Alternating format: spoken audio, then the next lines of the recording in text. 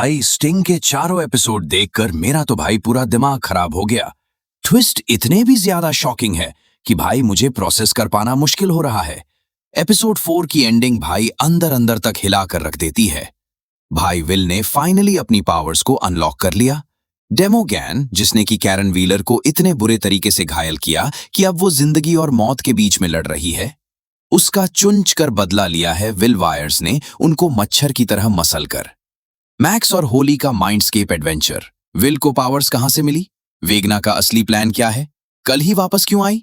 Max कहां है? तो दोस्तों, वॉल्यूम 1 का सबसे ज्यादा आइकॉनिक मोमेंट था विल वायर्स की पावर्स। एपिसोड 4 का वो क्लाइमैक्स जब सब कुछ खत्म होने वाला था, जब डेमोग्रोकन माइक, लकस और रॉबिन को मारने ही वाले थे, तब होता है एक चमत्कार। विल ने अपनी छुपी हुई टेलीकिनेटिक पावर्स को अनलॉक कर लिया। और अनलॉक में क्यों कह रहा हूं, उसका थोड़ी देर में आपको पता चलेगा। वो बच्चा जो कि 9 साल से दबदब कर रह रहा था, बुलेट था, विक्टिम था, उस कैरेक्टर को वॉल्यूम 1 की एंडिंग में सही, लेकिन भाई एक ही एंडिंग मिली जाती है। उसकी आंखें फाइट हो जाती है, नाक से खून आने लगता है, जिस तरीके से 11 का भी आता है, और भाई एक ही जगह से वो धड़ाधड़ 3 डेमो ऑर्गन को मार देता है। लेकिन सबसे बड़ी बात भाई यही है कि ये पावर्स आखिरकार आई कहां से?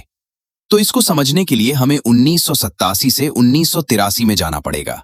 डेट है 12 नवंबर, और हां, ये वही डेट है जब एग्जैक्टली 6 दिन पहले विल गायब हुआ था। हम देखते हैं छोटे से विल बायर्स को, जो कि कैसल बायर्स में छुपा हुआ है। डेमोगैन उसको पकड़ कर ले जाता है वैगना के पास, हॉकिंस लाइब्रेरी में। वेगना ने उसी वक्त विल की बॉडी में एक ट्यूब डाल दिया था, उसे फ्लाई कर दिया गया था, मतलब उसे अपसाइड डाउन वर्ल्ड के हाई माइंड से कनेक्ट कर दिया गया था। ये वही प्रोसेस है जो कि हेनरी ग्रील के साथ भी एक टाइम पर हुई थी, जब वो नेवाडा केव में गया था और माइंड फ्रेयर ने उसे फ्लाई कर दिया था, मतलब कि उसको अपसाइड डाउन वर्ल्ड के माइंड हाइव से कनेक्ट किया। तो बेसिकली वेगना ने विल को सीज 1 में फ्लाई किया था। तब से ही वो पावर्स विल के अंदर कहीं ना कहीं डेवलप होती जा रही थी। इस चीज को थोड़ा ध्यान से समझना कि सीज 2 और 3 में विल को विजन्स आते थे, मतलब जो कनेक्शन था अपसाइड डाउन विल से, वो सब फ्लेइंग का नतीजा था। वेगना ने जानबूझकर विल को अपना वेसल बनाया ताकि वो आने वाले समय में विल को यूज कर सके। पर विल इन पावर्स को पहले क्यों नहीं यूज कर पाया? क्योंकि वो मेंटली वीक था, उसका कॉन्फिडेंस बिल्कुल निल था। उस फेस में वो खुद को एक्सेप्ट कर रहा था, बुलिंग को फेस कर रहा था। लेकिन जैसे ही एपिसोड 4 में रॉबिन उससे कहती है कि किसी के अंदर मैं जवाब की तलाश करती थी, लेकिन जवाब कहीं नहीं, वो मेरे ही अंदर थे, मुझे खुद से डरने की बजाय खुद को अपनाना था।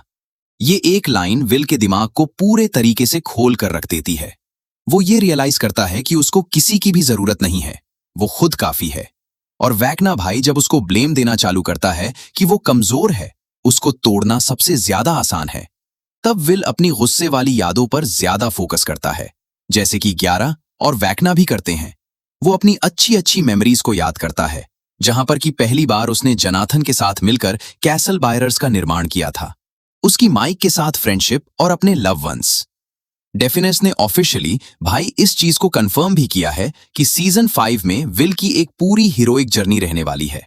चलो भाई, अब बात करते हैं वैगना के सबसे ज्यादा टेरिफाइंग प्लान के बारे में, जो कि सीजन 4 में रिवील होता है। वैगना सिर्फ पोर्टल ही नहीं खोल रहा है, वो कुछ और भी ज्यादा खतरनाक करने वाला है। वो बच्चों को किडनैप कर रहा है, स्पेशली वो बच्चे जो कि वीक हैं, जिनको बहुत आसानी से चोट पहुंचाई जा सकती है, जिनको बहुत आसानी से कंट्रोल किया जा सकता है। वैगना का गोल है 12 परफेक्ट वेसल्स बनाना। वो ये चाहता है कि 12 बच्चे उसके कंट्रोल में हमेशा रहें, वो अपनी खुद की आर्मी बना सके। लेकिन भाई उसको ये आइडिया कहां से आया? डॉक्टर बैनर तो आपको याद ही होंगे। हाँ भाई, वही हॉकिंस वाले। जैसे कि डॉक्टर बैनर ने टेस्ट सब्जेक्ट पर एक्सपेरिमेंट किया, उन्हें पावर दी, वैसे ही वैगनर भी कर